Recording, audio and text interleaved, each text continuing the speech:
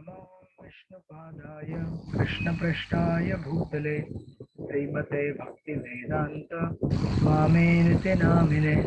नमस्ते सरस्वती देवे गौरवाणी प्रचारिणे निर्विशेष शून्यवादी पाश्चात्यदेशतारिणे। जय श्री कृष्ण चैतन्य प्रभु नित्यानंद श्री अद्वैत गदाधर श्रीवासादि गौर भक्तवृंद। हरे कृष्णा कृष्ण कृष्णा हरे हरे, हरे राम राम राम हरे हरे। हरे कृष्णा कृष्ण कृष्ण हरे हरे, हरे राम राम राम हरे हरे। हरे कृष्णा कृष्ण कृष्ण हरे हरे, हरे राम राम राम हरे हरे।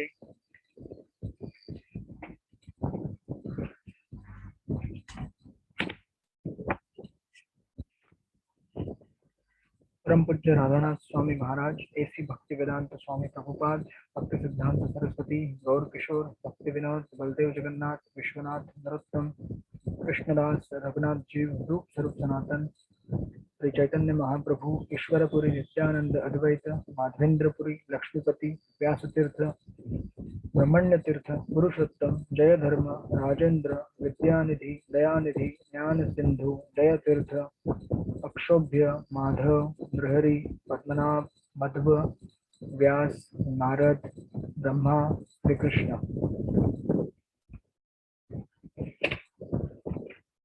हरे कृष्ण।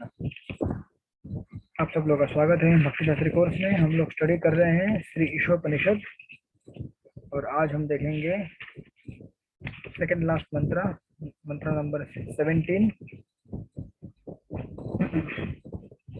इसके पहले हमने देखा था मंत्र नंबर 16 पिछली बार, जो कि हमें बताता है कि भगवान और जीव में क्या अंतर है। उसका उल्लेख हमने किया था लास्ट टाइम।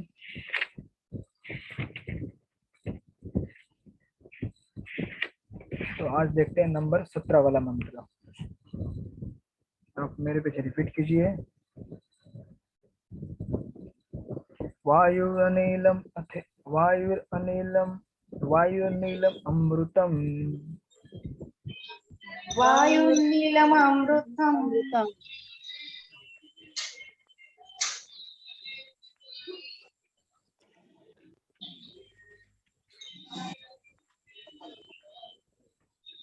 हेदं भस्मान्तं शरीरम, इदं भस्मान्तं शरीरम।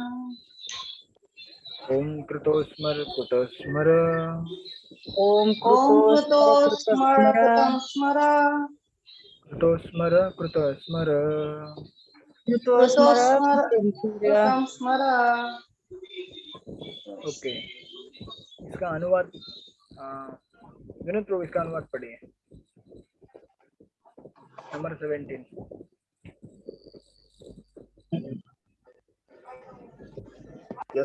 इस क्षणभंगुर शरीर को भस्म हो जाने दे और प्राणवायु को वायु के पूर्ण कोश में विलय हो जाने दे।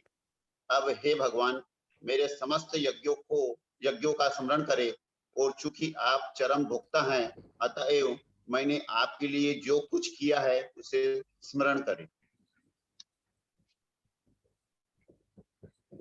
मुझे आप में से किसी का आवाज नहीं आ रहा है। आपको मेरी आवाज आ रही है?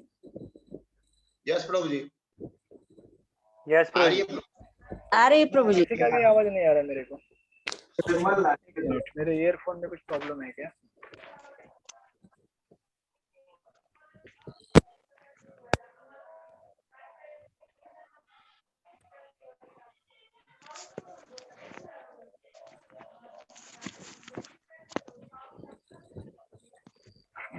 अभी भी कुछ आवाज नहीं है। ओ ठीक है। यहाँ पे मैंने कंप्यूटर का आवाज म्यूट है क्या? नहीं, कंप्यूटर का आवाज कम करके रखा था किसी का। ठीक है, अभी आ गया। ओके, पढ़ो वापिस प्रभु जी। हाँ नहीं ठीक है, आपने पढ़ लिया ना। ऑल राइट, बाकी लोगों ने सुन लिया ना। ठीक है। तो ये ईशोपनिषद का लगभग अंतिम का श्लोक है। जैसे कि हमने शुरू में कहा था पिछले कुछ मंत्रों में कि ईशोपनिषद कंक्लूड हो रहा है पर्सनलिज्म में। पर्सनलिज्म मतलब एक भगवान की जो पूजा कर रहे हैं लोग, ईश्वर की जो पूजा कर रहे हैं, तो ये निराकार ना होकर साकार है। इसीलिए भक्त क्या कर रहे हैं, प्रेयर कर रहे हैं भगवान से।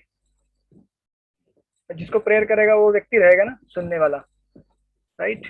अब यहाँ पे उसका प्रेयर दिया गया है डिवोटी का, जो डिवोटी प्रेयर कर रहे हैं। तो जैसे कि मैंने पिछले कुछ आई थिंक लास्ट क्लास में कहा था, ये बेसिकली प्रेयर्स है स्वयंभुव मनु के। स्वयंभुव मनु जब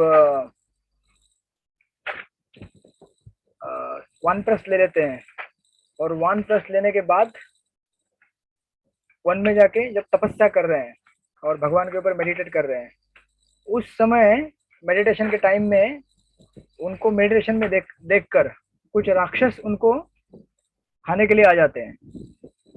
अब स्वयंभू मनु तो ध्यान में है और मन में भगवान का ध्यान कर रहे हैं।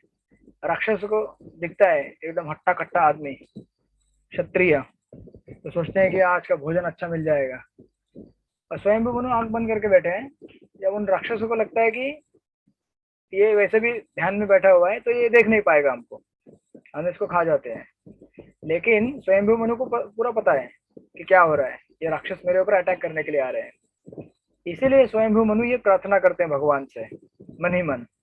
तो उस प्रार्थना को यहाँ पे दिया गया है, बोल रहे कि मेरे इस क्षणभंगुर शरीर को आप अभी भस्म कर दो और मेरे जितनी भी सेवाएं मैंने की है उनको याद रखो। इसलिए याद रखो ताकि उन सेवाओं का ठीक ठीक से उचित मुझे फल मिल सके, जो भी मैंने सेवाएं आपके लिए की है। तो ऑफ कोर्स कभी कभी हमें ऐसा लगेगा कि भक्त को ऐसा बोलने की क्या जरूरत है, खास करके जब हम शुद्ध भक्त बन जाते हैं या बनेंगे। हमको तो शुरू से यही सिखाया गया है कि हमें कभी मांगना नहीं चाहिए, राइट।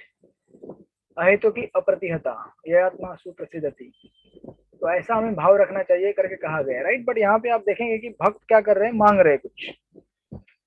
तो जैसे हमने महाभारत में उदाहरण देखा है द्रौपदी का, और भागवत में ऐसे कुछ उदाहरण हैं जो नहीं मांगते हैं संकट में।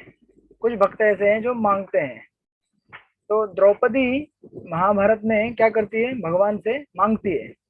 क्या मांगती है कि मुझे बचाओ, मेरी रक्षा करो।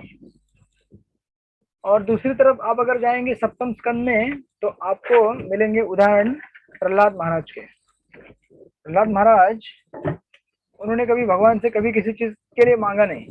इनफैक्ट जब प्रहलाद महाराज को भगवान ने मांगा, बोला कि आप कुछ मांगो बेटा, मैं आपको कुछ देना चाहता हूँ, आपने इतना सेवा किया है, मेरा भक्ति किया है, आप कुछ मांगो। तो प्रहलाद कहते हैं कि अगर आपको कुछ देना है ना भगवान, तो एक चीज दो, एक तो मेरे पिताजी का उद्धार कर दो, राइट। वो भी शुरू में नहीं मांगते, शुरू में बोलते हैं कि आप मुझे ऐसा वरदान दो कि मेरे मन में कोई भी इच्छा ना आए मांगने की।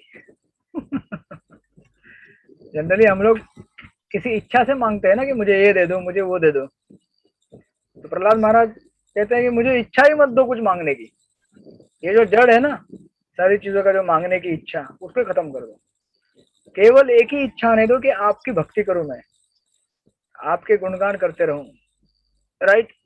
तो इसीलिए, और देखिए, और दूसरी चीज ये है कि प्रहलाद महाराज, इनको जब जब संकट आए थे, जैसे उनको अग्नि के विशाल कुंड में डाल दिया गया था, तो वो क्या सोचने लगे, ये भगवान विष्णु का मुख है, क्योंकि अग्नि भगवान का मुख माना जाता है ना। तो भगवान का स्मरण करे, बोले वाह मैं तो भगवान के मुख में जा रहा हूँ। जब उनको समंदर में फेंका गया, सोचने लगे ये तो क्षीर सागर है, ये तो भगवान का निवास स्थान है, मैं वहां जा रहा हूँ। जब उनको सांप काटने के लिए, बोले अरे ये तो शेषनाग, ये तो भगवान के सेवक है, मेरे मित्र मुझसे मिलने आ रहे हैं। और जब उनको, केवल उनको एक बार जब उनको पर्वत से फेंका गया था, तो उस समय वो सोचने लगे, वो आपने देखा होगा फोटो, जब छोटे हम बचपन में एक बुक आया करता था, छान छान गोष्ठी, पता नहीं आपके टाइम में था कि नहीं, लेकिन हमारे टाइम में तो हुआ करता था स्कूल में, मराठी स्कूल में। तो उसमें छान छान गोष्ठी में ये भी कहानियां हुआ करती थी। प्रहलाद महाराज या फिर ध्रुव महाराज। अब देखिए ये विडंबना है हमारे सरकार मतलब मतलब हमारे शिक्षा डिपार्टमेंट की कि इतनी महत्वपूर्ण कथाएं और कहानियां, ठीक है अच्छी बात है बचपन में देते हैं, लेकिन बचपन में बच्चा कितना समझ पाएगा, वो तो केवल एक स्टोरी समझ के पढ़ लेता है, बट ठीक है, लेकिन देना चाहिए जब वो बड़ा हो जाए, तब हमारे लिए स्टडी होना चाहिए। बट एनीवे जैसे जैसे दिया उन्होंने, तो उसमें प्रहलाद महाराज की कथाएं आती थी, ध्रुव महाराज की कथाएं आती थी। आपने सुना है बड़ा, देखा है आपने? कभी नहीं देखा? आपके जमाने में था कि नहीं था? अच्छा, आप सब लोग राजस्थान में पले बड़े हैं क्या? राजस्थान में नहीं रहता है सिलेबस में? नहीं हमारे नहीं था। हाँ हमको था प्रभु जी, हमें था प्रभु जी। अच्छा, हम सबको था। अच्छा, हमारे जनरेशन को था, विनोद प्रभु के जनरेशन को नहीं था। ठीक है, कोई बात नहीं। ये ऐसा महाराष्ट्र के बाल भारती के सिलेबस में हुआ करता था। तो प्रहलाद महाराज क्या करते थे, वो उसमें अपनी फोटो देखा होगा, ऐसे फेंक रहे ऊपर से पहाड़ से। तो प्रहलाद महाराज उस समय, केवल उस समय सोचते हैं कि मैं इस शरीर से अभिन्न हूँ, मैं आत्मा हूँ, मैं अभेद्य हूँ, ऐसा करके नीचे गिर रहे हैं। तो जब भगवान सोचते हैं कि प्रहलाद अपने आप को बचाने की कोशिश कर रहा है, तो भगवान को बचाने के लिए आते हैं। हम सोचते हैं ना, हम मतलब बेसिकली ज्ञान का सहारा लिया उन्होंने, सोच रहे हैं कि मैं इस शरीर से अभिन्न हूँ। तो जब भगवान को बचाने आते हैं तो प्रहलाद महाराज क्या कहते हैं, प्रहलाद महाराज को दुख होता है, बोलते हैं कि मैंने ऐसा क्यों सोच रहा था, मैं शरीर से परे हूँ, मुझे क्यों डर लगने लगा। मैं नहीं सोचता तो भी भगवान आते ना, बराबर ना। मुझे ये सब सोचने की क्या जरूरत है कि मैं शरीर से अभिन्न हूँ, मैं आत्मा हूँ, भगवान तो मेरी हर जगह रक्षा कर रहे थे। तो उसमें भी उनको खेद होता है कि मैंने ऐसा भगवान से इनडायरेक्टली भगवान को पुकारा कि मुझे आओ और बचाओ। तो ऐसे कुछ उदाहरण है भागवत में जो किसी चीज के लिए मांगते नहीं, और दूसरी जगह पे कुछ उदाहरण है जैसे द्रौपदी के जो मांगते हैं।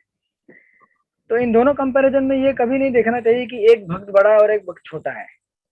तो कभी ऐसा लगेगा तो फिर प्रहलाद महाराज का ज्यादा शरणागति है क्या, और द्रौपदी का ज्यादा शरणागति नहीं है? तो द्रौपदी की कथा में क्या है, देखिए द्रौपदी की कथा में ये हमें डेमोन्स्ट्रेट किया जा रहा है कि जब हमारे सारे आश्रय नष्ट हो जाते हैं, मतलब हम, जैसे द्रौपदी ने अपने पहले शारीरिक बल का प्रयास किया अपने आप को बचाने के लिए, फिर अपने इंटेलिजेंस का प्रयास किया, फिर उसने दोनों जगह जब फेल हो गई, हमारी दो शक्तियां है ना, एक तो हमारी बॉडी और हमारा इंटेलिजेंस है, दोनों खत्म होने के बाद उसने क्या किया, फिर अपने सगे संबंधियों को पुकारा। पहले अपने पतियों को पुकारा, फिर उसके बाद उस सभा में जितने भी, असत सभा में जितने भी वरिष्ठ थे, जैसे उनके हितचिंतक थे, भीष्मदेव थे, द्रोणाचार्य थे, धृतराष्ट्र थे, तो सबको पुकारा, लेकिन कोई भी उनकी हेल्प नहीं कर पाया। तो अंतिम में जब कोई भी हेल्प नहीं कर पाया तो उन्होंने किसको पुकारा? भगवान को पुकारा। हरे कृष्ण कृष्ण कृष्ण हरे हरे, हरे राम राम राम हरे हरे। तो ये कथा ये दिखाती है कि जब हम हर चीज के ऊपर ट्राई करें और जब कुछ भी ना हो, तो फिर अंतिम कौन बचता है? भगवान। यानी कि ये दिखाने की कोशिश की जा रही है कि हमारा अल्टीमेट प्रोटेक्टर कौन है? भगवान है।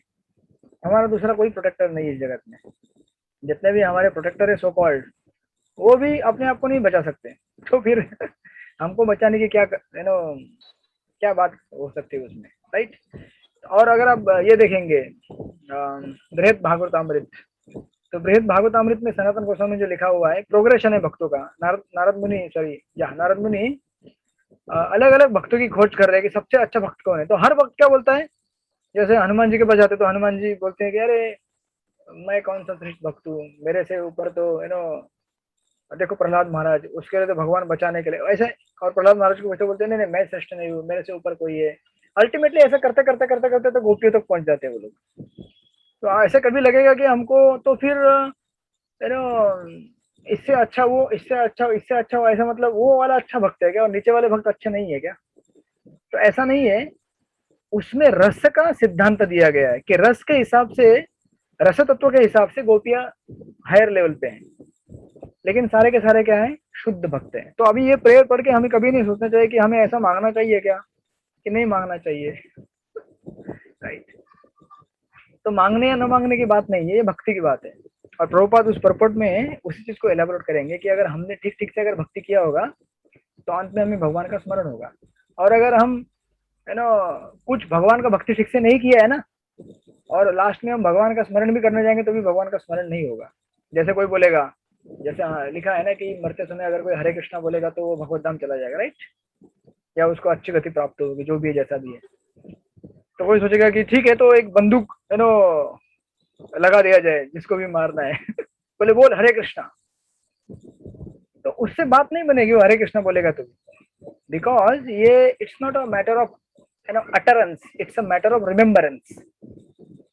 आप लोगों को समझ में आ रहा है? याद करना और बोलना दो अलग अलग चीजें होती है।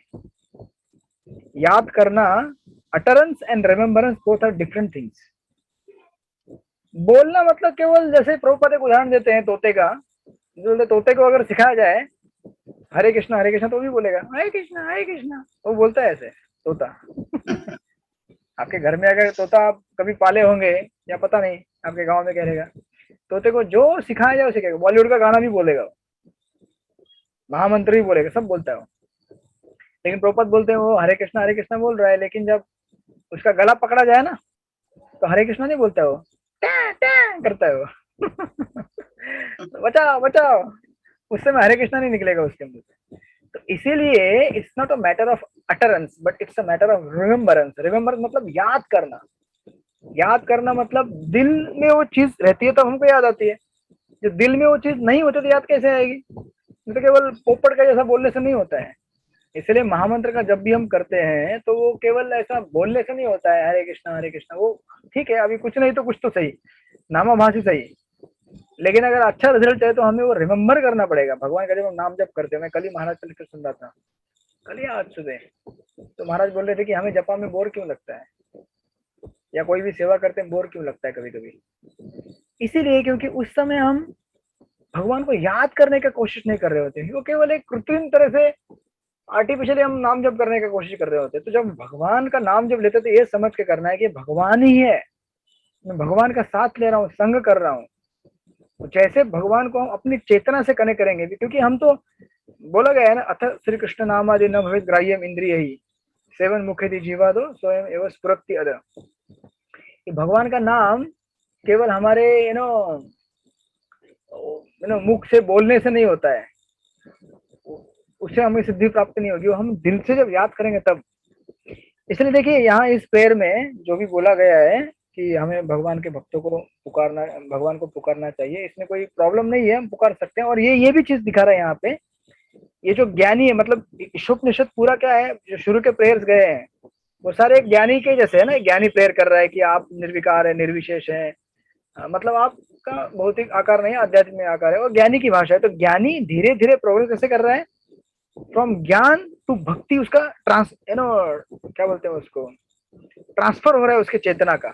ये भी यहाँ पे दिखाता है कि ईशोपनिषद स्टार्ट हुआ ज्ञानी टर्म से, लेकिन एंड किस में हो रहा है, प्रेयर में। तो इससे हमें समझना चाहिए कि ज्ञानी भी ग्रेजुअली अगर अच्छी तरह से अगर प्रैक्टिस करे अपने ज्ञान मार्ग का, तो क्या बन जाता है, वो भक्त बन जाता है, भगवान को प्रेयर करना लगता है, राइट। तो ये यहाँ पे कोई कर्म कांड नहीं है, ये आध्यात्मिक क्षेत्र में दी गई चीजें हैं, राइट। तो नाउ अभी इस परपोर्ट में टोटल 4 पॉइंट्स है, आप लिख के लीजिए, टोटल 4 पॉइंट्स। सबसे पहला पॉइंट इस परपोर्ट के फर्स्ट परपोर्ट के लाइन के ऊपर ही लिखिए, 1 नंबर, जीवात्मा विभिन्न भौतिक शरीर धारण करके दुख क्यों भोगता है?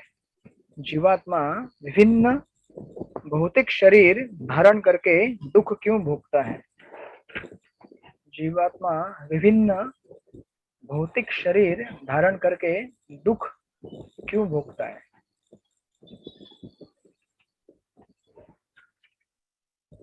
नंबर 1। उसके बाद आप आगे जाएंगे, 1 पैराग्राफ, 2 पैराग्राफ, 3, 4, 5,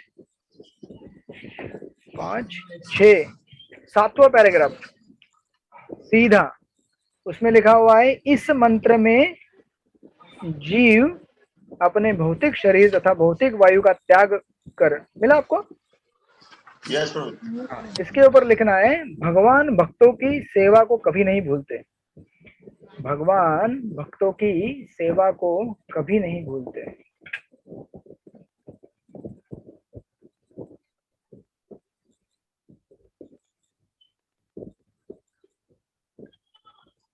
तो ये दूसरा पॉइंट है। उसके बाद 7वां पैराग्राफ हो गया, फिर 8वां, 9वां, 10, 11, 12वां परपोट। 12वें परपोट में, सॉरी पैराग्राफ में वो श्रवणम कीर्तनम विष्णु स्मरण का श्लोक दिया गया है और 9 आइटम दिए गए हैं। इस मंत्र में प्रस्तावित सारी सुविधाएं, मिला? पैराग्राफ का स्टार्ट यस वैसे प्रभु। होता है। इसके ऊपर तीसरा नंबर का टाइटल दीजिए, भगवान की भक्ति किस तरह की जाती है। भगवान की भक्ति किस तरह की जाती है।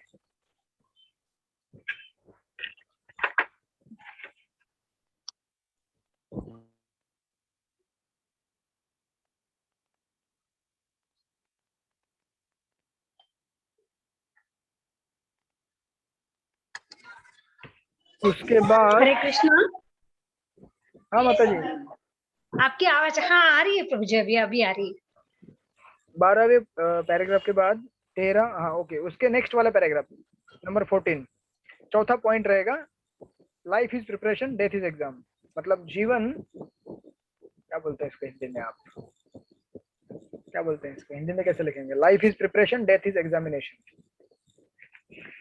लाइफ इज प्रिपरेशन, बोले तो तैयारी, जीवन तैयारी है और वो परीक्षा है, मृत्यु परीक्षा है। मृत्यु परीक्षा है। जीवन तैयारी है। ये कहाँ है प्रभु जी, ये पॉइंट कहाँ देना है?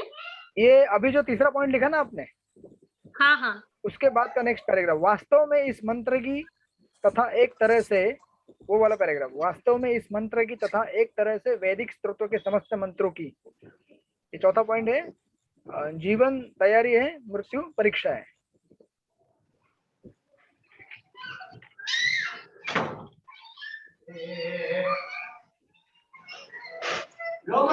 इस तरह से 4 पॉइंट इसमें है।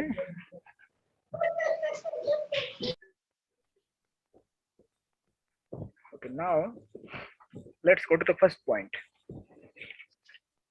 पहला पॉइंट इसमें दिया है, जीवात्मा विभिन्न भौतिक से धारण करके दुख क्यों भोगता है। तो इसको पढ़िए, प्रीता माता जी पढ़िए इसको, फर्स्ट पैराग्राफ को पढ़ना चालू कीजिए। हाँ प्रभु। यह क्षणभंगुर शरीर निश्चय ही पराया वस्त्र है। भगवत गीता में 2.20 में स्पष्ट कहा गया है कि इस भौतिक शरीर के नष्ट हो जाने पर जीवात्मा नष्ट नहीं होता, न ही वह अपनी पहचान खो देता है। जीवात्मा का रूप कभी निराकार या निर्वेश नहीं होता, प्रत्युत जो भौतिक वेश है वह आकारहीन होता है और वह अविनाशी व्यक्ति के रूप के अनुसार आकार ग्रहण करता है। कोई भी जीव मूलतः निराकार नहीं है, जैसा कि कम बुद्धि वाले लोग गलती से मानते हैं। यह मंत्र इस तथ्य की पुष्टि करता है कि भौतिक शरीर के विनष्ट होने के बाद भी जीव का अस्तित्व बना रहता है। ओके, थैंक यू और सो पढ़ना है much. Prabhu ji. Okay, thank you. देखिए, प्रभुपाद शुरुआत कर रहे हैं कि हमें ये शरीर छोड़ना होता है, राइट? और ये पूरा परपोट आपको इसके लिए तैयार करेगा। जब भी आपका कभी अंत समय आए ना, तो ये भूलना मत, ईशोपनिषद का ये 17वां मंत्र खोल के पढ़ना, जो अंत समय आएगा। तो आप बोलेंगे अंत समय आने में तो बहुत टाइम है। ऐसा नहीं है। अंत समय कभी भी आ सकता है। जैसे प्रभुपाद कहते थे कि इस जगत में बूढ़े और जवान किसका कैलकुलेशन कौन बताएगा, कौन बूढ़ा है कौन जवान है।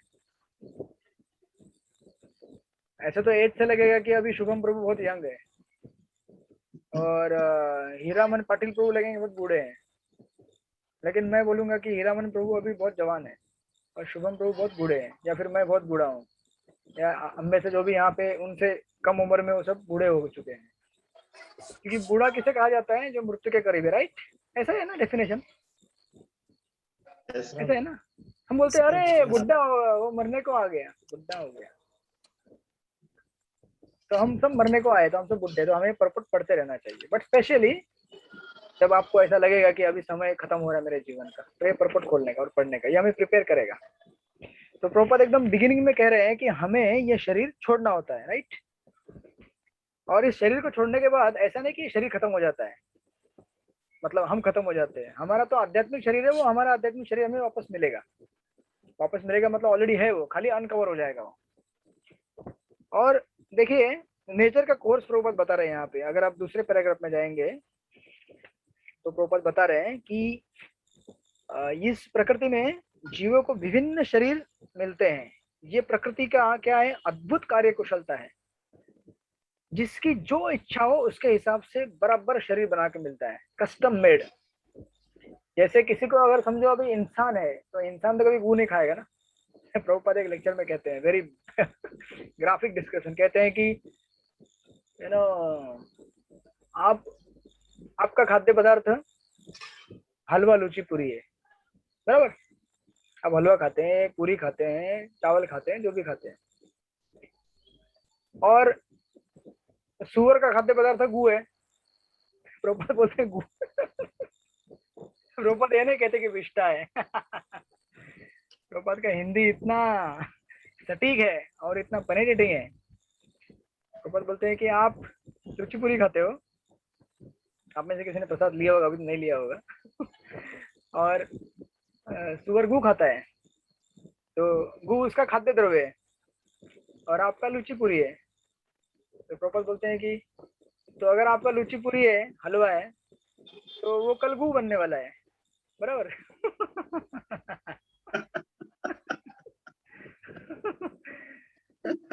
फिर बोलते हैं दोनों में फर्क क्या है? फिर सुअर गू खाता है, आप लुची पूरी खाते हैं, लेकिन आपका लुची पूरी हलवा गू बनने वाला है कल। राइट। तो इस तरह से प्रभुपाद कहना चाहते हैं कि फंक्शन जो है वो सेम है, राइट। अब इंसान जो है वो गू नहीं खा सकता, रिश्ता नहीं खा सकता, मल नहीं खा सकता। इसीलिए जब उसकी इच्छा होती है या फिर अपनी चेतना को वैसा बना लेता है वो, तो प्रकृति क्या करती है, उसके हिसाब से tailor made, custom made body बनाती है। सुअर का जाओ वहां पे, जाओ वहां पे तुम भरपेट बिना किसी हिचक के खा सकते हो, कोई तुमको रोकेगा नहीं, कोई टोकेगा नहीं, तुमको कोई घृणा भी नहीं होगी, ये गंदा है, ये बेकार है, इससे बीमारी कुछ नहीं होगा। उल्टा वो खाने से तुम अच्छा तंदुरुस्त हो जाओगे। प्रभुपाद क्या करते थे अपने कन्वर्सेशन में, कहते थे कि सुअर मोटे क्यों होते हैं? क्योंकि मनुष्य की विष्ठा रहती है, उसमें सोडियम हाइपोफॉस्फेट रहता है, सोडियम हाइपोफॉस्फेट, तो उससे मोटा होता है। यानी कि विष्ठा कहते थे कि इतना इससे भरा हुआ है कि सुअर भी उसको खा के क्या हो जाता है, मोटा हो जाता है। आपको तो इंसान नहीं खाना चालू करेंगे इसको, बिकॉज इंसान में थोड़ा सा डेवलप्ड कॉन्शियसनेस है, चेतना बनी हुई है कि क्या अच्छा है, क्या बुरा है, सही क्या है, गलत क्या है, राइट। तो लेकिन यहाँ पे लिख रहे हैं प्रभुपाद की जो जीव मल का स्वाद लेना चाहता है उसे ऐसा शरीर प्रदान किया जाता है जो मल खाने के लिए उपयुक्त हो। और सुअर तो बेचारा कभी लुची पूरी हलवा खाएगा नहीं ना, क्योंकि उसका शरीर उसके हिसाब से चेतनामय नहीं है, राइट। और लिख रहे हैं कुछ पशुओं को मांस खाना होता है या फिर किसी जीव को, तो उसको वो उसका शरीर मिलता है। और ऑफकोर्स नीचे यहाँ भी एक पॉइंट दे रहे प्रॉपर, लिख रहे हैं कि अब कुछ मनुष्य ऐसे होते हैं जो मांस खाना चाहते हैं, हालांकि उनको नहीं खाना चाहिए, जिद करते हैं, इसलिए ये दो दांत दिए सामने के जो है ना, फाड़ने के लिए किसी चीज को, लेकिन दो ही दिए। इसका मतलब क्या है कि मनुष्य मांसाहारी नहीं है, वेजिटेरियन है, बट जो जिद करेंगे उनके लिए, राइट। और फिर आगे कह रहे हैं प्रभुपाद की वे जीव की इंद्रिय तृप्ति की, नेक्स्ट पैराग्राफ में कह रहे हैं कि वे जीव की इंद्रिय तृप्ति की इच्छा के अनुसार बदलते रहते हैं। विभिन्न शरीर जो हमारे हैं, विकास क्रम के चक्र में जीव सबसे पहले, अभी देखिए डार्विन थियरी जो इवोल्यूशन है उसमें भी ये चीज बताया गया है। तो प्रभुपाद कहा करते थे कि डार्विन ने चुराया है वेदों से, खाली उसने क्या कहा कि शरीर का इवोल्यूशन होता है, लेकिन हम क्या कहते हैं, आत्मा का इवोल्यूशन होता है। कहते हैं कि सबसे पहले जो जीव रहता है वो वाटर में जाता है, वाटर बॉडी में आता है, मतलब जलचर रूप धारण करता है। उसके बाद कहते हैं कि वो वेजिटेबल्स में आता है, उसके बाद फिर कीटाणु जीवाणु में आता है, फिर पक्षी बनता है, फिर पशु बनता है, और पशुओं में फिर मनुष्य क्या है, सबसे इवॉल्व पशु है, वो भी पशु ही है जब तक धर्म का आचरण नहीं करेगा तब तक। और कहते हैं और दे रहे हैं सब वहां पे डिस्क्रिप्शन की। तो ऐसा मनुष्य जब इवॉल्व कॉन्शियसनेस में आता है तो भी मनुष्य को कुछ कर्म दिए जाते हैं, उसको स्क्रिप्चर से बांधा जाता है कि तुम्हें ये करना है, ये नहीं करना है, गलत क्या है, सही क्या है, उसको सिखाया जाता है। तो उसके हिसाब से वहाँ पे कुछ उन्होंने दिया है कि कुछ जो लोग रहते हैं अपने आप को जो विकसित करते हैं, तो उसमें योग का एक मार्ग है, भक्ति का एक मार्ग है, कर्म का मार्ग है। तो योगी के बारे में बता रहे हैं, और यहाँ पे स्पेशली योगी के बारे में क्यों बता रहे हैं, क्योंकि योगी लोग अपने शरीर को अंत में नष्ट करके ब्रह्मरंध्र से बाहर निकल के चले जाते हैं, जहां उनको स्थान जाना है निश्चित, अपना जो क्वालिफिकेशन से बनाया उन्होंने। तो प्रभुपाद यहाँ पे लिख रहे हैं कि मनुष्य को इस भौतिक शरीर का त्याग करना चाहिए जो जलकर राख हो जाएगा, और प्राणवायु को शाश्वत वायु तत्व में मिल जाने देना चाहिए, कह रहे हैं इस मंत्र में। और देखिए हमारे लिए ये रिलेवेंट इसलिए है क्योंकि जैसे कुलशेखर महाराज कहते थे कि भगवान इस समय मेरी चेतना अच्छी है, मैं अभी स्वस्थ हूँ, मुझे कोरोना नहीं हुआ है अभी, राइट, मुझे डायबिटीज नहीं हुआ है, मुझे कैंसर नहीं हुआ है, मुझे हजारों तरह की बीमारी होते हैं। तो अब हम में से कुछ लोगों को कुछ बीमारी होंगी, किसी को डायबिटीज रहेगा, किसी को कुछ रहेगा, किसी को कुछ रहेगा, लेकिन मतलब हम इतने अभी बीमार नहीं है, तो हम भगवान से प्रेयर कर सकते हैं कि भगवान, तो कुलशेखर महाराज प्रेयर क्या करते थे कि जब मेरा चेतना अच्छा है ना, तो भगवान ये मेरा शरीर ले लो आप मुझसे, आपका स्मृति करते करते मैं क्या करूंगा, भगवत धाम की प्राप्ति करूंगा। अगर एकदम जब मेरा शरीर छिन्न भिन्न हो जाएगा, बूढ़ा हो जाएगा, और मैं बोलूंगा भगवान की भक्ति करूंगा, भगवान को पुकारूंगा, तो संभव है क्या? नहीं है, क्योंकि उस समय कुलशेखर महाराज कहते हैं कि कफ जमा हो जाएगा यहाँ पे। बुढ़े लोगों को देखा आपने, मतलब बुजुर्ग लोगों को, एक तो पूरा जीवन क्या होता है, जीवन भर की सारी बातें दिमाग में रहती है, उसकी वजह से भगवान का स्मरण करना कठिन होता है, ऊपर से बॉडी भी साथ नहीं देता, माइंड साथ नहीं देता, तो क्या करेंगे? इसलिए देखिए अभी ये मैं नहीं कह रहा हूँ कि हमें आई मीन टू से कि भगवान को बोलना चाहिए कि अभी खत्म कर दो मुझे, ऐसी प्रेयर नहीं है, but the prayer is in the mood of realisation. जाने वाला कैसे जाएगा? मतलब मेरे कहने का अर्थ ये है कि हमें भक्ति वॉलंटरीली करनी चाहिए, हमें फोर्स नहीं होना चाहिए कि भगवान का शरण ग्रहण करो। हमें कभी कभी ऐसा होता है, हम लोग भगवान का ठीक से नाम जप नहीं करते, भगवान की ठीक से भक्ति नहीं करते, भगवान हमें कभी कभी विवेश करते हैं कि चल भक्ति कर, अभी तुम्हारी सारी सिचुएशन को मैं खत्म कर दूंगा, तुम्हारे सो कॉल्ड तो ऑफकोर्स भगवान की ये मेहरबानी है हमारे ऊपर, या प्रकृति की मेहरबानी है कि हमको फोर्स करती है, लेकिन इससे अच्छा ये है कि हम वॉलेंटरीली रिनाउंस करें ना। देखिए जैसे हम लोग ये IYS में काफी समय ये उदाहरण हमको दिया जाता था यूथ प्रोग्राम्स में।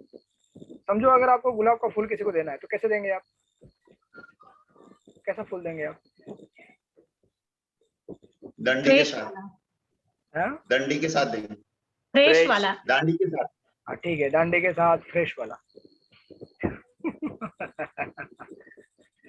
ओके, बेसिकली अब डंडे के साथ क्योंकि अच्छा पकड़ने के लिए कुछ मिलेगा ना, बराबर, हैंडल। और फ्रेश क्यों? क्योंकि अच्छा लगना चाहिए ना। अगर आप किसी को घर में बुलाएंगे फीस्ट के लिए और 4 दिन पुराना सूखा रोटी देंगे तो क्या बोलेगा वो, भैया फीस्ट के लिए बुलाया या घर का बचा कुचा सामान खाली करने के लिए बुलाया बराबर ना। तो वैसे ही, हाँ, तो वैसे ही अगर हमें फूल देना है तो हम ऐसा फूल नहीं देते जो मुरझाया हुआ है, सूखा हुआ है, जिसकी पंखुड़ियां गिर चुकी है, पत्ते गिर चुके हैं और खाली डंडा बाकी है, डंडी बाकी है, और वो डंडी कैसे सूखी हुई। ऐसा फूल नहीं किसी को ऑफर करते ना, फ्रेश ताजा तवाना एकदम हरे भरे पत्ते और गुलाबी पंखुड़ियां और फ्रेग्रेंस उसमें से आ रहा है वृंदावन का रोज, तभी तो सामने वाले को अच्छा लगेगा ना, बराबर ना। तो वैसे ही जब हमें भगवान की भक्ति करनी है तो हमें भगवान को वो, हमें हमारे जीवन का वो समय देना चाहिए जो एकदम ऊर्जा से भरा हुआ है, शक्ति से भरा हुआ है, बराबर। हमारा मन तंदुरुस्त है, हमारा तन तंदुरुस्त है, तभी तो सेवा कर पाओगे ना। जब एकदम खत्म हो जाएगा सब, चलो जी अभी कुछ नौकरी गई, पेंशन हो गया, बच्चों की शादियां हो गई, सब हो गया, घर में बैठे बोर लग रहा है, ठीक है बाजू में हरे कृष्णा मंदिर है, जाता हूँ वहां पे, तो ठीक है, तो बुराई नहीं है इसमें बुढ़ापा तो बुढ़ापा सही, लेकिन उसमें क्या मजा है, मतलब मजा इन द सेंस कि आप कितना फिर सेवा कर पाएंगे वो एक्टिवली। अब आएंगे मंदिर में तो फिर वही सोच रहेगा, तो घर में क्या हो रहा है, वहां क्या हो रहा है, क्योंकि चेतना को ट्रेनिंग नहीं दिया ना हमने। जब आज ट्रेनिंग देंगे तो कल बुढ़ापे में वो ट्रेनिंग काम में आएगा। राइट। समझो आपको अगर वो कहते हैं ना मराठी में तहान लागल्यावरती विहीर खोदू नये, जब आपको प्यास लगती है तो आपके वाटर आपके पास जाके ये नहीं ढूंढना चाहिए पानी है, पानी पहले भर के रखो तो पानी मिलेगा ना। जब साल भर पढ़ाई करोगे तो एंड में एग्जाम में पास होगे ना, एग्जाम लिख के, बराबर। तो साल भर कभी पढ़ाई नहीं किया, अंत में बोले डायरेक्ट एग्जाम, तो कैसे होगा? नहीं होगा भैया, बहुत कठिन जाएगा वो। कर सकते हैं शायद आप, लेकिन बहुत स्ट्रगल। तो इसलिए यहाँ पे कह रहे प्रभुपाद कि हमें वॉलेंटरीली देना चाहिए। जैसे आज तो नहीं, पर पूर्व समय में ऐसे कुछ लोग हुआ करते थे, गांव में आपने देखा होगा कि वो सूप रहता है ना, सूप बोलते हैं उसको, सूप। सूप मतलब वो इंग्लिश वाला सूप नहीं, सुपड़ी। हाँ। तो उसमें हाँ वो अनाज उसको पखाड़ते हैं, तो ग्रेन्स उधर रहते हैं और कचरा जो रहता है उसका उड़ के बाहर चला जाता है। तो कभी कभी ऐसा होता है कि कुछ ग्रेन भी गिर जाते हैं। तो पूर्व जमाने में ये था चलन, अभी पता नहीं। लोग कहते थे अरे कुछ ग्रेन गिर गए, गोविंदम समर्पयामि, भगवान गोविंद के लिए। मतलब लोगों का इतना कर्मकांडीय मेंटेलिटी रहा करता था कि, तो आपको अच्छा ही है, वो बुरा नहीं है बट मैं कॉन्टेक्स्ट से देना चाहता हूँ कि अब कुछ गिर गया, हमारे काम का नहीं है, इसलिए भगवान का, चलो भगवान को दे दो। मतलब गिरने वाली चीज से भी कुछ तो लाभ हो हमें, नुकसान ना हो। राइट। तो ऐसा हमारा मेंटेलिटी नहीं होना चाहिए। अरे भैया देना है तो ठीक है, वो गिर गया आपने बोल दिया तो भी चलेगा। भगवान तो इतने भावग्राही हैं कि जो सब स्वीकार कर लेते हैं। एक भक्ति पुरुषोत्तम महाराज एक इसकी स्टोरी सुनाते हैं पुराणों में से, एक चोर की। एक बार एक चोर रहता है, वो अपनी प्रेमिका से मिलने के लिए जा रहा होता है, उसके पास फूल रहते हैं, तो इतना जोर से भाग रहा है कि कुछ फूल नाले में गिर जाते हैं। तो वही बोलता है गोविंदम समर्पयामि, भगवान के लिए, भगवान के लिए। फूल लिए थे किसी के लिए, लेकिन गिर गए तो बोला गोविंद के लिए। तो गोविंद भी इतने कृपाशाली है कि गोविंद हर कोई एक्सेप्ट कर लेते हैं। तो एक भजन हिंदी में आता है विनोद अग्रवाल जी का, गोविंद की गली, हर दर्द की दवा मिलती है गोविंद की गली में। मतलब आपके जीवन में कोई भी दर्द हो, उसकी दवा गोविंद की गली में है। चाहे वो कोरोना हो, कैंसर हो, डायबिटीज हो या फाइनेंशियल लॉस, हर किसी की दवा गोविंद की गली में है। इमीडिएट ना हो लेकिन अल्टीमेट है। जो भी हमारे पीड़ाएं हैं, त्रस्त हो हम जगत में, तो किसकी वजह से हुए? शरीर को धारण करने की वजह से। तो गोविंद के पास जाएं तो गोविंद आपको आध्यात्मिक शरीर का पुनर्स्मृति करा के देते हैं। तो वो ऐसा कर देता है, जब उसका मृत्यु का समय आता है तो उसको यमराज के पास लेके जाते हैं। यमराज बोलते हैं देखो तुम्हारे पास थोड़ा सा पुण्य है जीवन में। क्या पुण्य है? कि तुमने एक समय में कुछ फूल भगवान को अर्पण किए थे। हाँ याद आया मुझे, गोविंद को दिए थे। तो बोलते हैं पहले इसका फल भुगतना चाहोगे या फिर तुम्हारे पाप कर्मों का? तो बोलते हैं पहले पुण्य का। स्मार्ट रहता है वो, इस्कॉन का शायद उसने कुछ कोर्स अटेंड किया था लगता है। शॉर्टकट जानता है वो। तो बोलते हैं ठीक है, तो तुम्हें कुछ क्षण के लिए स्वर्ग में एंट्री मिलती है, स्वर्ग में जाता है।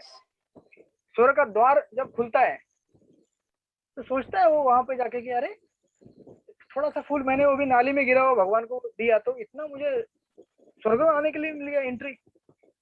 तो अगर भगवान को बहुत सारे फूल अगर दूं तो कितना पुण्य मिलेगा। तो गेट जब खुलता है तो वैकुंठ, अपना वैकुंठ तो नहीं, स्वर्ग मतलब कैसा, हरे भरे गार्डन, फूल हो गए लबालब, सामने देखता है गार्डन। तो द्वारपाल से बोलता है कि तुम्हारा तो तलवार दे दो मेरे हाथ में। जाता है और हर पेड़ के फूल तोड़ना चालू करता है। हर फूल को जब काट रहा है तो बोल रहे हैं गोविंदम समर्पयामि, गोविंदम समर्पयामि, उसका भजन चालू है। उसका भजन इतना, उसका पुण्य आध्यात्मिक इतना हाई लेवल पे चला जाता है कि उसको वैकुंठ प्राप्त होता है, नरक तो छूट ही गया। तो ऐसे भी महिमाएं पुराण में दी गई है कि भगवान को चलो भाई कैसे भी दिया हो तो भी भगवान स्वीकार करते हैं। लेकिन प्रभुपाद यहाँ पे कह रहे हैं कि इट इज ऑलवेज बेटर। देखो अगर भगवान ऐसे अगर लेते हैं तो फिर अगर प्रेम से देंगे तो कितना भगवान उसको स्वीकार करेंगे, राइट ना। जैसे अजामिल के सेक्शन में, अजामिल के मुख से जब नारायण का नाम निकला तो उसको मुक्ति मिल गई, भगवत मुक्ति मिली, मतलब उसे सेकंड चांस मिला। एक्चुअली हम गलत सोचते हैं बहुत बार, हम सोचते हैं कि अजामिल ने एक बार जब किया तो उसको वैकुंठ मिल गया। अरे भैया ऐसा नहीं है। अजामिल ने जब नारायण का एक बार नाम लिया तो उसको मौका मिला भक्ति करने का, अच्छा सेकंड चांस मिला, फर्स्ट चांस उसने गवाया था। तो वहां पे प्रभुपाद कहते कि उसने एक बार बोला था तो उसको इतना भक्ति का ये हुआ तो अगर प्रेम से, अब वो भी अपने पुत्र को पुकार के कह रहा था, तो अगर प्रेम से भगवान का नाम लेगा तो उसे कितना लाभ होगा। हरे कृष्ण कृष्ण कृष्ण हरे हरे राम राम राम हरे हरे। तो इसी चीज को प्रॉपर यहाँ पे कह रहे हैं कि कह रहे हैं कि मनुष्य को इस भौतिक शरीर का त्याग करना चाहिए जो जलकर राख हो जाएगा और प्राणवायु को शाश्वत वायु तत्व में मिला दे जाना चाहिए। तो हमारे कॉन्टेक्स्ट में हमें एग्जैक्टली शरीर छोड़ना नहीं, लेकिन हमें शरीर छोड़ना है। कैसे? देहात्म बुद्धि छोड़ के, देहात्म भाव छोड़ के। और जैसे हम ये देहात्म भाव छोड़ेंगे तो हमको क्या होगा, आध्यात्मिक चेतना प्राप्त होगा। और यहाँ फिर वो नीचे योगी का उदाहरण दिया कि योगी किस तरह से वायु चक्र से अपना जो अलग अलग वायु चक्र रहते हैं, कुंडलिनी योग, तो एक चक्र से दूसरा, तीसरा, चौथा, पांचवा, छठा ऐसा करके यहाँ तक लेके आता है ब्रह्मरंध्र, और यहाँ से शरीर को छोड़ देता है। तो आपको हमें ये सब प्रोसेस, ये हमारा तो योग का प्रोसेस, हमारा आध्यात्मिक प्रोसेस है। हम अगर से भगवत भावना में, भक्ति में सेवा करेंगे, भक्ति करेंगे, तो हमारी चेतना वैसे आध्यात्मिक हो जाएगी। और इस शरीर में रहते हुए भी हम लोग क्या बन जाएंगे? आध्यात्मिक बन जाएंगे, राइट। तो यहाँ पे मेंशन करें और प्रॉपर आगे लिखते हैं कि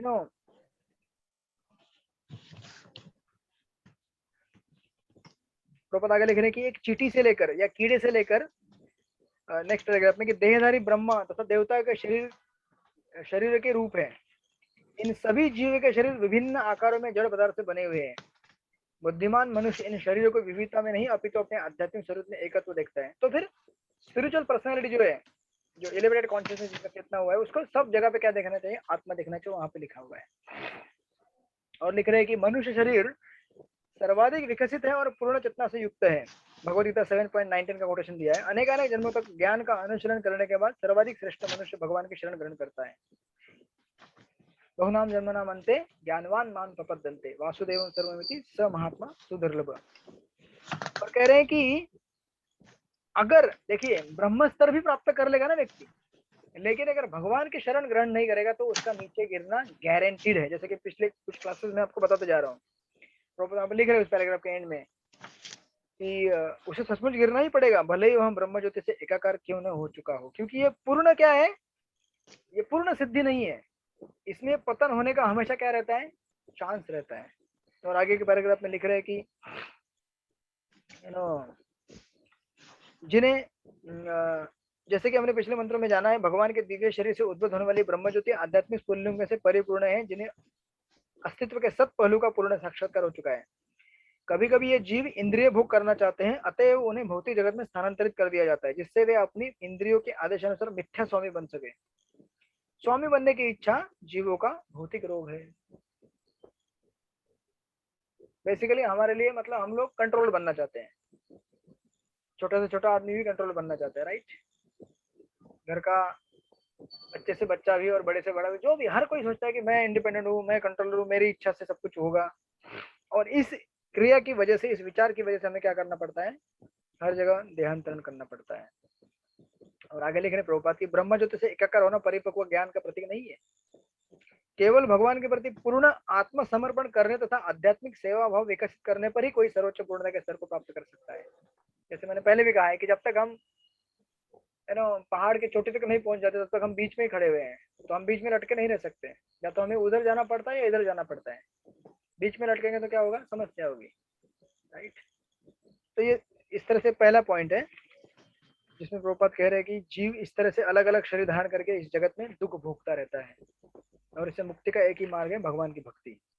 इवन ब्रह्म स्तर पे आने के बाद भी उसे पूर्ण मुक्ति प्राप्त नहीं होगी ना। अभी दूसरे पॉइंट में अभी हमें क्वेश्चन आएगा कि ओके, अगर हमें शरीर छोड़ना है और भगवान की भक्ति प्राप्त करनी है, एक समय तो शरीर छोड़ना ही पड़ेगा ना सबको, राइट। देखिए ये इंटरेस्टिंग चीज है कि हमें एक ना एक दिन शरीर छोड़ना ही है सबको, तो क्यों ना उसे वॉलेंटरीली छोड़ा जाए? क्यों जबरदस्ती अपने ऊपर प्रकृति को प्रहार करने देने का? आज आप तुम मेरा शरीर ले गए, उसके पहले अगर हम शरीर छोड़ देंगे तो उसमें ग्लोरी है। जैसे एक राधेश्याम को उदाहरण देते थे, कहते थे कि एक बार एक लड़का ब्रह्मचर्य आश्रम ज्वाइन करने आया है पूना टेम्पल।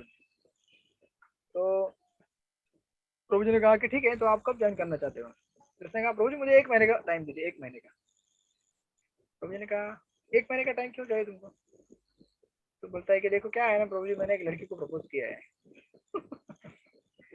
तो अगर वो हाँ बोलेगी तो मैं आश्रम में नहीं आऊंगा, अगर वो ना बोलेगी तो आ जाऊंगा।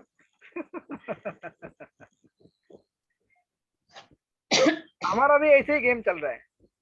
क्या चल रहा है? अगर माया मुझे बोलेगी तुम्हें सब कुछ देती हूँ, आजा मेरे पास, इस जगत का भोग कर ले, ये चीज ले, ये खा, ये वो कर, यहाँ घूम, यहाँ जा, सब कुछ कर, तब तक हम क्या बोलते हैं, भगवान आप वेट करो थोड़ा। क्या है ना, मैंने प्रपोज किया था, पास हो गया है, मुझे अभी डेटिंग पे जाना है। तो आपको हम वर्णाश्रम में वैदिक भाषा में डेट बीट नहीं करते, ये सब आज के सब पाप में संकल्प है। तो फिर राधेश्याम प्रभु कहते हैं कि तो ऐसा तुम कभी ब्रह्मचारी नहीं बन सकते, तो ऐसे हम कभी भक्त नहीं बन सकते।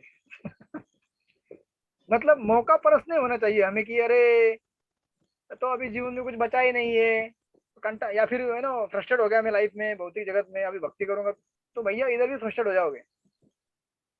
बेसिकली आध्यात्मिक जीवन भी क्या है, जिम्मेदारी से भरी हुई जीवन है, बराबर ना। जितनी जिम्मेदारी हमें भौतिक जीवन में उठानी पड़ती है, उतनी जिम्मेदारी आध्यात्मिक जीवन में उठानी पड़ती है। अगर आपकी जिम्मेदारी उठाने की आदत नहीं है ना, हार्ड वर्क करने की आदत नहीं है, मेहनत करने की आदत नहीं है, तो फिर आप कहीं भी टिक नहीं पाओगे। चाहे वो भक्ति हो या भौतिक जगत हो या ब्रह्मचर्य आश्रम हो, गृहस्थ हो, कर्मचारी हो, कहीं भी हो आप, जब आपको आप ये सोच के आएंगे भक्ति में कि अरे बाहर तो माया के पास बोर हो गया यार, कुछ मजा नहीं है, भक्ति में मजा आएगा। लेकिन अगर आपने मेहनत करने की आदत नहीं लगाई तो यहाँ भी आप फ्रस्ट्रेट हो जाओगे, क्योंकि यहाँ पे तो बहुत मेहनत करनी पड़ती है, उल्टा वहां से ज्यादा मेहनत करनी पड़ती है। एक तो बहुत सारी चीजों को ना ना ना बोलना है, ये नहीं, ये नहीं, ये नहीं, ये नहीं, फिर क्या कृष्ण को हाँ बोलना है, और कृष्ण इतने दूर खड़े हैं कि दूरबीन लगाओ तो भी दिखेंगे नहीं वो। टेलीस्कोप लगाओ तो भी कृष्ण किधर है, कृष्ण बोलेंगे मैं तो इधर हूं ही नहीं। अरे तो फिर क्यों बुलाया मेरे को? इसीलिए तो बुलाया ना कि तुमको मेरे पास आने के लिए प्रयास करना पड़ेगा।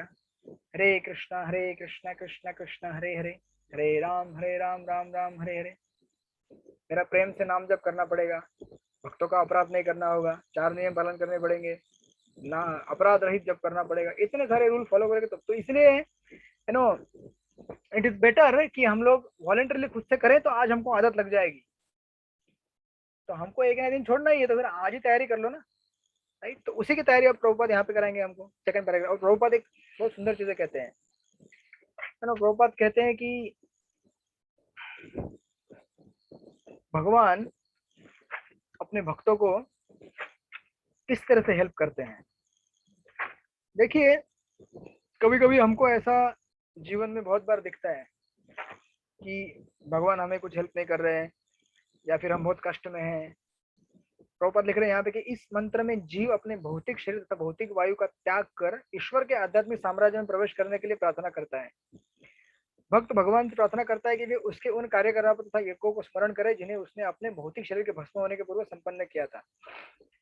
यह प्रार्थना वह मृत्यु के समय अपने विगत कर्मों तथा अपने चरम लक्ष्य की पूर्ण चेतना रहते हुए करता है। देखिए क्या कहा है, जैसे कुलशेखर महाराज कहते हैं, जब मेरी चेतना है तब मैं आपको याद कर सकता हूँ ना, जो चेतना ही खत्म हो जाए, बुढ़ापे में जब पूरा शरीर जर्जर हो जाए तो क्या याद करूंगा आपको। तो कह रहे हैं कि जो व्यक्ति पूर्ण रूपे न भौतिक प्रकृति के वश में रहता है, वह अपने भौतिक शरीर के अस्तित्व काल के सारे जघन्य कार्यों का स्मरण करता है, और उसके फलस्वरूप मृत्यु के बाद वह दूसरा शरीर, ये विज्ञान है। यम यम यापि स्मरण भावम तजत्यन्ते कलेवरम तम तम एवेति कौन्ते तथा सद्भाव भावयिता। जो जो हमने जीवन भर याद किया होगा वो हमें क्या होगा, मृत्यु के समय में याद आएगा। और देखिए इन चीजों को याद करके हमें हर क्षण भगवान को सरेंडर करना चाहिए कि आज जो भी सरेंडर मैं करूंगा ना, वो मुझे लास्ट में काम नहीं आने वाला है, फाइनल सरेंडर में। या छोटे छोटे हम जो कदम उठाते हैं कि आज मैं ठीक से जब करूंगा, आज किसी का अपराध नहीं करूंगा, आज मैं बाहर का ज्यादा चीज खाऊंगा नहीं, भगवान को अर्पण करके खाऊंगा, रोज कुछ शास्त्र पढ़ूंगा, जो भी हम भक्ति में छोटे छोटे स्टेप लेते हैं, वो आज हमारे छोटे छोटे सरेंडर हैं, जो अल्टीमेटली एंड में एक बड़े सरेंडर के रूप में आते हैं, राइट। और अगर हम ये नहीं भी करेंगे तो भी एक दिन हमको शरीर छोड़ना ही है ना, नहीं छोड़ना है हमको शरीर। आप लोग डर गए क्या? वो डर गए क्या? हाँ, जो डर गया वो मर गया। डरना नहीं है, अरे ये विश्वास करके चलो कि हमें ये शरीर छोड़, देखिए सत्य घटना है, मोबाइल याद कर रहे हैं मुझे, बेल बज गई। एक हिंदी लेक्चर है, तो आपको आज मैं पूरा परपट लूंगा नहीं, आप लोग डरिए मत। 9 बजे है ना, और 5-10 मिनट में क्लास पूरी हो जाएगी, बाकी का क्योंकि परपट बड़ा है तो हम अगली बार लेंगे। प्रभुपाद मैं आपको क्या बता रहा था, शरीर छोड़ना है।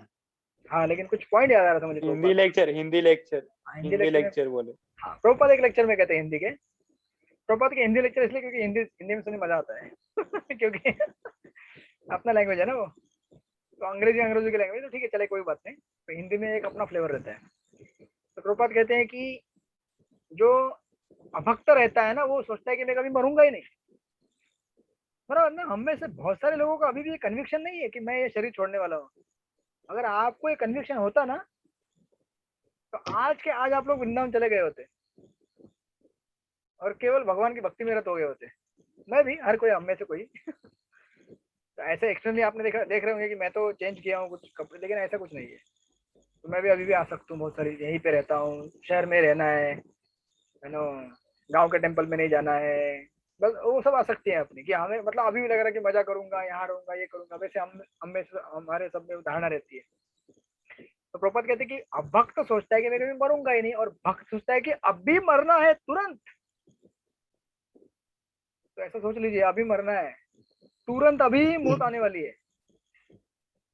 तो पैनिक नहीं होने हमको इससे सोच के, हमें आपको पैनिक होने के लिए नहीं बोल रहा मैं सब, बट हमें ये एक जीवन में एक विचारधारा लेके चलना है कि हमारा कभी भी राम नाम सत्य हो सकता है। तो राम नाम सत्य ये लोग लास्ट में बोलते हैं, हमें पहले ही बोल देना चाहिए कि शरीर मृत हो गया है, राम नाम सत्य है। आत्मा इस शरीर में केवल सफर कर रहा है, राइट।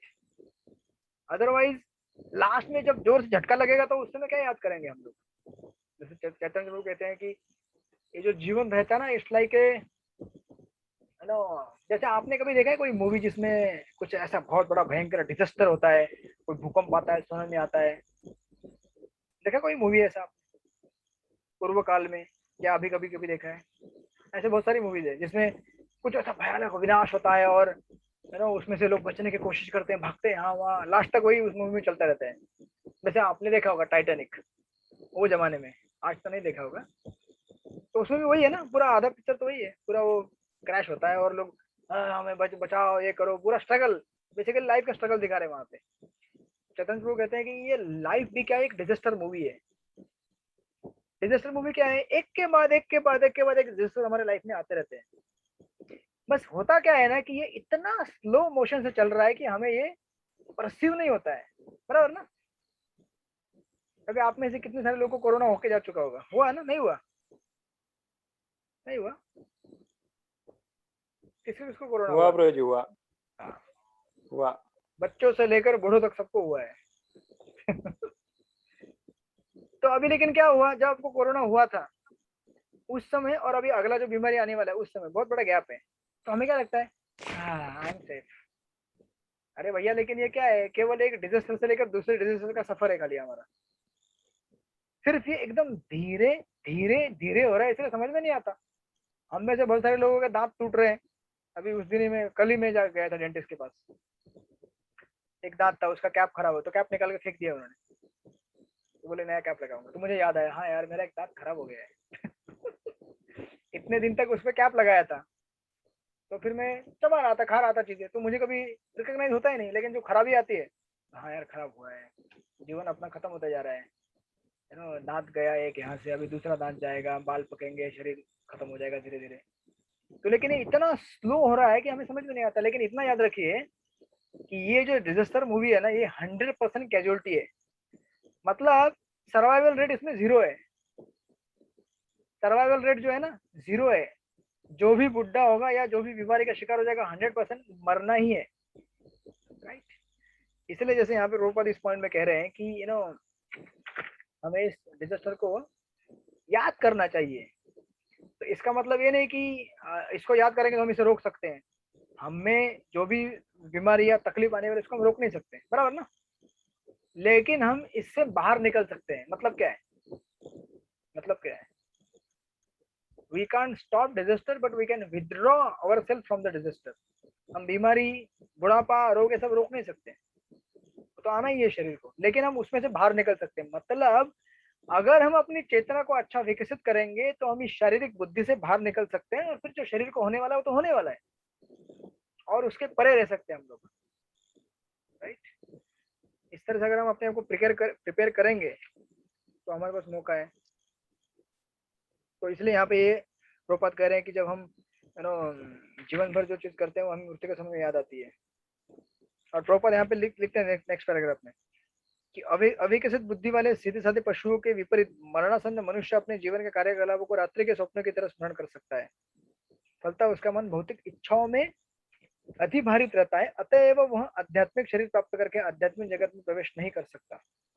तो हमने जो चेतना बनाया होगा वहां पे जाएंगे, जैसा नौकरी किया होगा वैसा पगार मिलेगा, बराबर ना। नौकरी ठीक से नहीं किया तो पैसा नहीं मिलेगा, अच्छा नौकरी किया अच्छा पैसा मिलेगा, अच्छा टिकट कटेगा, अच्छा डेस्टिनेशन मिलेगा। किंतु भक्तगण भगवत भक्ति के अभ्यास से ईश्वर के प्रति प्रेम भाव विकसित कर लेते हैं। यदि भक्त को अपने मृत्यु के समय ईश्वर की सेवा का स्मरण नहीं भी होता ना, तो भी भगवान उसे नहीं भूलते हैं। ये भक्ति की ग्लोरी है, ये भगवान की विशेषता है कि अगर हम याद भी नहीं कर पाए तो भी भगवान हमें याद करते हैं। मैंने वृंदावन में एक बार परिक्रमा कर रहा था, तो वहां पे लिखा हुआ था कि जो भगवान का नाम जप करते हैं उन्हें भले भगवान के बारे में जानकारी ना हो, लेकिन भगवान को उनके बारे में पूरी जानकारी रहती है, बराबर ना। क्योंकि भगवान सुनते रहते हैं, भगवान कहीं भी हो, भगवान मंदिर में हो, वैकुंठ में हो, कहीं भी भगवान सुनते रहते हैं ये मेरा नाम जप कर रहे हैं। हरे कृष्णा कृष्णा कृष्णा हरे कृष्णा हरे राम राम राम हरे राम। कितना सुंदर लिखा हुआ था परिक्रमा मार्ग में एक दीवार के ऊपर। तो इसीलिए हमें ये नहीं सोचना चाहिए कभी कि अरे मेरा नाम जब चलो कैसे भी चल रहा है, लेकिन करते रहना चाहिए, क्योंकि कोई नहीं सुन रहा है ना, वो सुन रहा है, वो देख रहा है। चलो भाई कम से कम बीड बैग तो पकड़ लिया है। कभी कभी कुछ लोग नाटक करते हैं, बीड बैग में हाथ डालते हैं। हमारे गुरुकुल में यहाँ बच्चे हुआ करते, राधे गोपाल पूरी स्टोरी बताते हैं। गुरुकुल के बच्चों को जब के लिए बिठाते थे, तो एक बच्चा था वो बीड बैग में हाथ डाल के रखा, बीड नहीं था अंदर। लेकिन ऐसे एकदम हरे कृष्णा ऐसा एकदम। उसको बाद में बुलाया, पास में चेक किया तो अंदर बीड सी नहीं है, खाली हाथ डाल के। तो कभी कभी हमारा जो पैसे चलता है, बराबर ना, बीड्स हाथ में होते हैं लेकिन हमारा मन कहीं और रहता है। लेकिन ऑल राइट, कैसे जब करो। एक प्रभुपाद का कोटेशन है, प्रभुपाद कहते हैं कि भगवान का नाम जब अपराध रहित भी हो ना, तभी भी वो बहुत पावरफुल है और आपको बहुत मदद करेगा वो। तो इसीलिए नाम जब कभी भी नहीं छोड़ना चाहिए। भले हम कोशिश कर रहे हैं अपराध रहित करने का, लेकिन कभी कभी हो जाता है अपराध, किसी भक्त को हम कुछ बोल देते हैं, दैट्स ऑल राइट, करते रहना चाहिए वो। एक दिन इतना पावरफुल नाम है कि हमको अपराध से मुक्त कर देगा। तो इसलिए यहाँ पे ये चीज कह रहे हैं कि यह प्रार्थना भगवान को भक्त के यज्ञों का स्मरण कराने के लिए की जाती है, किंतु यदि इस प्रकार से स्मरण न भी कराया जाए तो भी भगवान अपने शुद्ध भक्त द्वारा की गई भक्ति में सेवा को नहीं भूलते। और क्या सुंदर दिया हुआ है नीचे वो भगवद गीता का ये सेक्शन, जो बहुत मार्मिक सेक्शन है वो, ये जो 9.30 to 34 सेक्शन जो है, जिसमें भगवान कहते हैं अपिचेत दुराचारो भजते माम अनन्य भाग साधु रेव समन्तव्य समय व्यवस्थित वही स। भगवान कहते हैं कि कोई अगर साधु कुछ गलत काम भी कर रहा है, लेकिन भगवान ऐसे हैं कि उस अपने भक्त को कभी भी ये नहीं समझते कि गलत काम कर रहा है। एक्चुअली मेरे पास कुछ कोटेशन था यहाँ पे, हाँ एक बलदेव विद्याभूषण का कोटेशन है। हाँ एक श्लोक है विष्णु सहस्त्र नाम में, कहते कि आप लोग मेरे साथ हैं और 5 मिनट 5 मिनट सारी देर मैं काम करने पहले गिलास पानी लाऊंगा। आपको स्टैंड दे दूं क्या मोबाइल का? मेरे को लग गई पानी वो मांग रहे। सॉरी, अरे कोई बात नहीं। तो ये विष्णु सहस्त्र नाम का श्लोक है। गुरु तमो धाम सत्य सत्य पराक्रम निमिषो निमिष स्वाग्नि वाचस्पतिर उदार है। ये जो शब्द है यहाँ पे निमिषो निमिष स्वाग्नि, इसका अर्थ ये है कि निमिष मैंने, यानी कि भगवान अपनी आंख को क्या करते हैं, ब्लिंक करते हैं। निमिष, हमारी आंख भी ब्लिंक करती है ना, आंख बंद होती चालू होती है, बंद होती चालू होती है, राइट। तो निमिष मतलब आंख का ब्लिंकिंग, और अनिमेष मतलब आंख का ब्लिंक ना होना। निमिष एंड अनिमेष। तो ये ये भीष्मदेव कह रहे हैं कि ये वही भगवान है जो आंख बंद करते हैं खोलते हैं। लेकिन बलदेव विद्याभूषण एक सुंदर कमेंट देते हैं, कहते हैं कि जब भी भक्त भगवान की सेवा करने की कोशिश करता है, लेकिन भगवान की सेवा करते करते कभी कभी कुछ गलतियां कर देता है ना, तो उस समय भगवान क्या करते हैं, आंख को बंद कर देते हैं, वो देखते नहीं हमारी गलती को। ये भगवान का कारुण्य है। और जब भी हम अच्छा काम करते हैं ना, तो भगवान अपनी आंख को बंद ही नहीं करते, खुली रखते हैं पूरा। इसलिए जगन्नाथ की आंखें, जगन्नाथ की आंखें उसको आईडी नहीं है, कंटिन्यू देखते रहते हैं मेरा भक्त क्या कर रहे हैं, राइट। तो ये उसका यहाँ पे सुंदर कोटेशन दिया गया है। कहने का अर्थ ये है कि भगवान अपने भक्तों को बहुत ही सराहना करते, बहुत मानते हैं।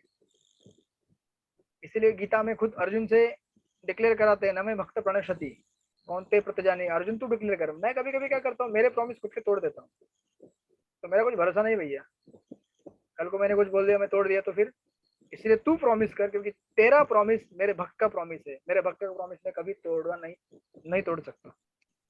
तो उसका वहां पे वो दिया है अर्थ, और भक्तिविनोद ठाकुर, तो ऑफकोर्स भक्तिविनोद ठाकुर एक सुंदर वहाँ पे पैराग्राफ दे रहे हमारे लिए, बहुत ही डे टू डे लाइफ में बहुत रिलेवेंट है देखने के लिए। भक्तिविनोद ठाकुर कह रहे हैं कि उस आगे वाले 117 पैराग्राफ के ऊपर कहते हैं, मनुष्य को कृष्ण के भक्तों के संतों के सही मार्ग पर स्थित समझना चाहिए, भले कभी कभी वो सुदुराचार हो। मनुष्य को चाहिए कि दुष्चरित्र का सही अर्थ ठीक से समझे। अब कह रहे हैं कि बद्ध जीव को 2 प्रकार के कर्म करने पड़ते हैं। हम में से बहुत सारे लोग 2 कर्म कर रहे हैं अभी भी। कौन से 2 कर्म है? हमारा 2 ट्रैक पे गाड़ी चलता है, एक हमारा भौतिक जीवन और दूसरा हमारा आध्यात्मिक जीवन, बराबर ना। अभी दिन भर आप लोगों ने काम किया, ऑफिस में गए, ये किए, शरीर है, घर है, बच्चे हैं, पूरा परिवार, तो आपको, आप लोग तो वैष्णव हैं, तो वो भी स्पिरिचुअल हो जाएगा धीरे धीरे। बट कह रहे हैं कि 2 ट्रैक पे चलना पड़ता है हमको। और लिख रहे वहां पे भक्तों ठाकुर की, एक तो शरीर के पालन के लिए तथा दूसरे आत्म साक्षात्कार के लिए। सामाजिक पद, मानसिक विकास, स्वच्छता, तपस्या, भोजन तथा जीवन संघर्ष, ये सब शरीर के पालन के लिए है ना। अभी कोरोना आया, कितना ध्यान रखना पड़ता है, मास्क लगाया, सैनिटाइजर लगाया, यहाँ पे गया, वहां नहीं गया, ये मतलब कम्प्लीटली हम लोग बॉडीली कॉन्शियस हो जाते हैं, बट होना पड़ता है क्योंकि आत्मा सफर कर रहा है ना शरीर में। तो आत्मा के लिए अगर गाड़ी को अच्छा रखना है तो भी ये ध्यान रखना पड़ेगा। तो लिख रहे हैं कि मनुष्य के कार्यकर्तव्य का उस भाग जो आत्म साक्षात्कार के लिए किया जाता है, वह उसे भक्त होने के कर्तव्य के अंतर्गत संपन्न होता है। यानी कि हम भक्ति में, अभी स्पिरिचुअल लाइफ में हम अभी क्लासेस कर रहे हैं, जपा करते हैं, भागवत पढ़ते हैं, वो हमारा स्पिरिचुअल लाइफ है, दूसरा ट्रैक। प्रत्येक व्यक्ति को ये दोनों विभिन्न कार्य साथ साथ संपन्न करने होते हैं, क्योंकि बद्ध जीव अपने शरीर का पालन नहीं त्याग सकता, क्योंकि जो भक्ति में वृद्धि होती है तो शरीर पालन के लिए किए जाने वाले कर्म वाले कार्य घटते लगते हैं। लेकिन जब तक भक्ति का अनुपात सही बिंदु तक नहीं पहुंच जाता, तब तक यदा कदा सांसारिकता का प्रदर्शन हो सकता है। यानी कि जब तक हम पूरी तरह 100% स्पिरिचुअलाइज नहीं हो जाते, तब तक हम 2 ट्रैक पे चल रहे हैं, और कभी कभी एक्सीडेंट हो सकता है, गलती हो सकती है हमसे। तो प्रभुपाद लिखते हैं, और भक्तों ठाकुर जी को कोट करके कि लेकिन इस बात को ध्यान में रखना चाहिए कि ऐसी सांसारिकता अधिक काल तक नहीं चल पाती, क्योंकि भगवत कृपा से ऐसी अपूर्णताएं शीघ्र ही समाप्त हो जाती है। ये भगवान की असीम कृपा है। तो इसलिए हमारे पास अगर आप कभी देखेंगे किसी भक्त ने कुछ गलत काम किया, कुछ गड़बड़ किया, तो उसे हमें ये नहीं समझे अरे तेरा पतन हो गया, अभी खत्म हो गया, तू मर गया, अभी खत्म हो गया, ऐसा जो बोलेगा तो उसका हो जाएगा हरिबोल। तो आपको अगर हरिबोल नहीं करवाना है तो दूसरों का हरिबोल मत करवाइए। होता नहीं कभी, हम सोचते हैं बड़ा आया था, बड़ा कोर्स कर रहा था, देखो अभी कैसे पिक्चर देख रहा है बैठ के, कोई बात नहीं, रिलैक्स। अरे भैया कम से कम वो 24 घंटे में 1 घंटा तो कभी कुछ पढ़ रहे हैं। चलो 2 घंटा क्रिकेट मैच देख लिया उसने, लेकिन 1 घंटा पढ़ाई तो कर रहे हैं भक्ति शास्त्र के लिए। तो आज जो पढ़ाई कर रहे हैं उसके संस्कार उसके मन में बैठ जाएंगे, और धीरे धीरे जो गलत प्रवृत्तियां वो निकल जाएंगी। हमें ये नहीं सोचना चाहिए कि अरे बड़ा आया था ऐसा। होता ना हमारे अंदर, ये सब ईर्ष्या होती है हमारे अंदर। हम तो इंतजार करते हैं कि अरे इसको तो कोई भक्त आगे बढ़ना चाहता है, तो हम देखते हैं कि अरे बहुत आगे बढ़ रहे हैं, इसको ना थोड़ा फिसल जाना चाहिए, ये मजा आएगा बहुत। वो तो आगे आगे दौड़ रहे हैं, पता चलेगा। ज्यादा आगे दौड़ना नहीं होता है, आराम आराम से जाने का, आराम आराम से। पूरी जिंदगी पड़ी है, भक्ति शास्त्री करेंगे पूरा जिंदगी में, क्या जरूरत है अभी? फेल हो गया एग्जाम में। तो ऐसा नहीं करना चाहिए। अगर हम ऐसा कर रहे हैं मतलब हमने आज तक कभी भक्ति का मर्म समझा ही नहीं। भक्ति का सबसे पहला लक्षण ये है कि हमें कभी भी किसी के ऊपर लांछन नहीं लाना चाहिए। हाँ, ये बात अलग है, कोई काउंसलर है, कोई गुरु है, माता पिता है, वो उसको करेक्शन कर सकते हैं। तो इसीलिए अगर हमको कभी किसी को क्रिटिसाइज भी करना है तो हमें निंदा करने तो हम तभी कर सकते हैं जब हम उसको करेक्शन कर सकते हैं। उसको करेक्शन मतलब कैसे, वो भी प्रेम से समझा के कि ऐसा नहीं कि हाँ बहुत मजा आ गया, अच्छा हो गया, ऐसा नहीं। तो इससे हमें क्या होगा, नुकसान होगा। हमारी भक्ति की लता जो है उसका ग्रोथ स्टंटेड हो जाएगा, वहीं पे रह जाएगा, आगे नहीं बढ़ेगा।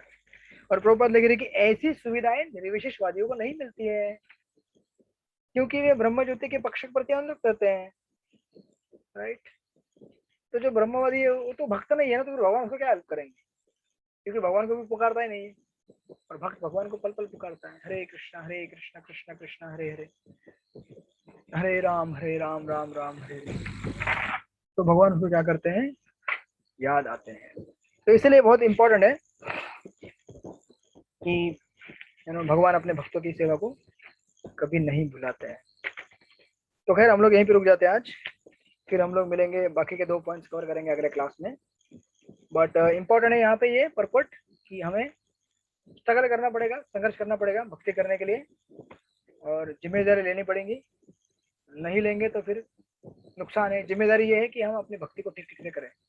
और आज जीवन भर जिस भी चीज का हम शरण ग्रहण करते हैं, मृत्यु के समय हमें वही चीज याद आएगी, बराबर ना? बेटा माता जी, सही है कि गलत है? हाँ प्रभु जी। आपको जब कभी पैर में कांटा चुभ जाता है या कभी कुकिंग करते करते हाथ जलता, तो आप क्या बोलते हैं? हे भगवान। हाँ। क्योंकि अभी आदत हो गई है ना, बराबर ना? जैसे आपने देखा होगा जो डिवोटी नहीं रहते हो क्या करते हैं, तो अपनी माँ को याद करते हैं, या फिर उन्होंने जिस भी चीज का शरण लिया होगा उसको याद करते हैं, क्योंकि वो स्पॉन्टेनियस रहता है। It is not a conscious, it is आप कॉन्शियसली उस समय कुछ नहीं सोच सकते, वो अनकॉन्शियसली आ जाता है, जो अंदर रहेगा फटाफट आ जाते हैं, फटाक से। तो आपने अगर भगवान की चेतना अगर विकसित की होगी तो हरे कृष्णा, हे भगवान, हे गोविंद, हे गोपाल, बराबर ये आएगा, नहीं तो नहीं आएगा। इसलिए जो लाइफ टाइम में जो शेल्टर हमने लिया है वही अंत में आता है। जैसे भरत महाराज, उन्होंने लाइफ टाइम शेल्टर लिया पहले विष्णु का, लेकिन बाद में भटक गए, हिरण का आश्रय ग्रहण कर लिया, हिरण को अपना शेल्टर बना लिया, तो मृत्यु के समय वही याद आया, हिरण। तो जैसे पिक्चर सामने याद आया तो वही पिक्चर में घुस गए वो और हिरण का जन्म ले लिया, राइट। तो इसलिए आप लोग जब कीजिए अच्छी तरह से, और मुझे भी आशीर्वाद दीजिए कि मेरा भी जब अच्छा हो। और इस तरह से हम लोग वैकुंठ की यात्रा इस्कॉन की बोट प्लेन में रह के करते रहेंगे प्रभुपाद के आश्रय में। जय श्रील प्रभुपाद की जय। उपनिषद की जय। वांछा कल्पतरुभ्यश्च कृपा सिंधुभ्यैव च पतितानां पावनेभ्यो वैष्णवेभ्यो नमः। अनंत कोटि वैष्णव वृंद की जय। तो आप लोग प्रसाद लीजिए। धन्यवाद प्रभु जी। हाँ प्रभु जी बहुत बहुत धन्यवाद। हम प्रभु जी को धन्यवाद देंगे 3 बार हरि बोल बोल के। हरि बोल, हरि बोल, हरि बोल, हरि बोल। हाँ, प्रसादे गोविंदे नमो ब्राह्मणी वैष्णवे। प्रसाद लीजिए आप लोग। हरे कृष्णा। मिलेंगे मंगलवार को। हरि बोल। प्रभु जी आज की परीक्षा रह गई। हाँ, क्या बोल रहे हैं? आज एग्जाम नहीं लिए प्रभु? मैंने कहा था ना, अभी आपकी एग्जाम डायरेक्ट फाइनल।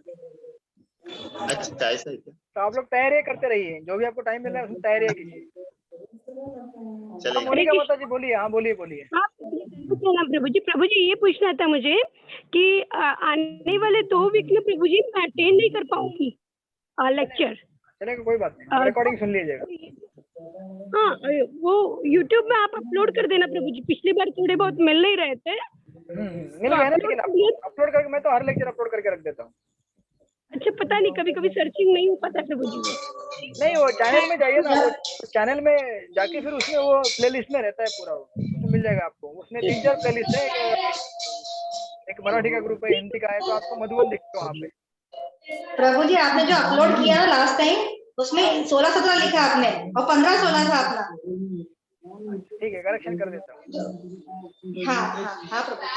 हरे कृष्णा। प्रसाद ले रहे क्या आप लोग? बाहर प्रभु जी। हाँ? हरे कृष्णा, धन्यवाद प्रणाम प्रभु जी। ठीक है, तो आप लोग तैयारी कीजिए। अभी आपकी जैसे ही ये मंत्र पूरा हो जाएगा 18, उसके 1 हफ्ते में एग्जाम हो जाएगी। ठीक है, चलेगा ना? 1 हफ्ते में कि 2 हफ्ते चाहिए? ना चैप्टर वाइज क्या मिल सकते हैं प्रभु जी? वो क्या क्या माता जी? चैप्टर वाइज पूरे के पूरे क्वेश्चन फर्स्ट चैप्टर से तो अभी तक तो जितना हुआ, क्या वो पूरा लिस्ट मिल सकता है प्रभु जी? हाँ मिल जाएगा। मैंने, हाँ ठीक है, मिल जाएगा। शुभम प्रभु आप पोस्ट कर देना, ठीक है ना? कहाँ चले गए शुभम प्रभु? गायब हो गए। ठीक है, मैं उनको बोलता हूँ, वो पोस्ट कर देंगे। या जिसके किसी को, आप में से किसी के पास भी रहेगा ना, आप पोस्ट कर दीजिए, कॉपी करके पेस्ट कर दीजिए। ठीक है, नहीं हुआ तो मैं कर दूंगा। ओके, हरी बोल। हरि